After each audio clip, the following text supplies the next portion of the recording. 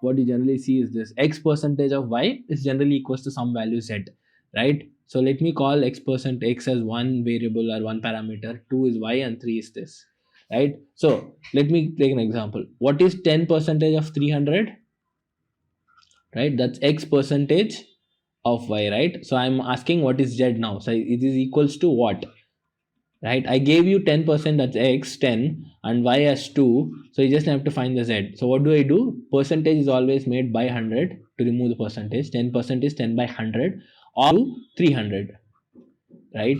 So that's fundamentally 30, right? So that means, so I know that 10% of 300 is 30, right? That's the z sort of it, right? The same thing I could ask you, what percentage of 300 is 30, right? It's again testing the same idea, just I'm giving you y and z, that's 330, and I'm asking you what is the percentage.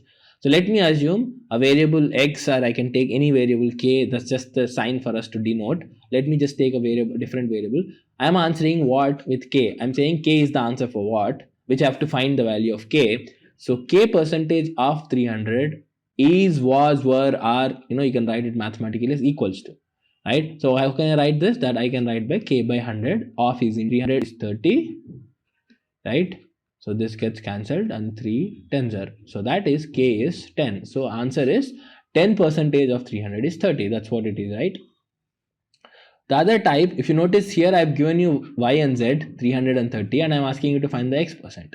I can ask you 10 percentage of what gives me 30, right? So I would say 10 percentage of m, another variable I'm just taking, is equals to 30. So 10 by 100 into m is equals to 30.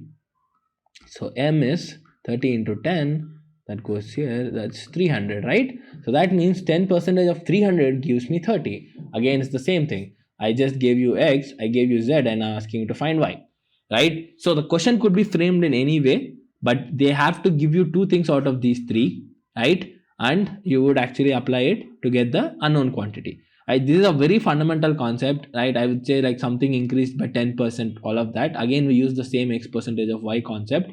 We'll cut to that in the next part of the video. But yeah, just to get a good understanding of this, if you are clear, that's a very basic concept of percentage, right? What is 10% of 300 and all of that? Then we can move ahead to the next. If not, do pass, go back and check this part again so that you're clear and you can move ahead with a better understanding. So the first question says, if 30% of a number, what we would recommend is pass the video, try it on your own for a few minutes. If not, do check the solution, right? That's always a recommended way of, we have covered the concepts and these problems are at a basic level generally. So you should be able to solve them if you understood the concepts clearly.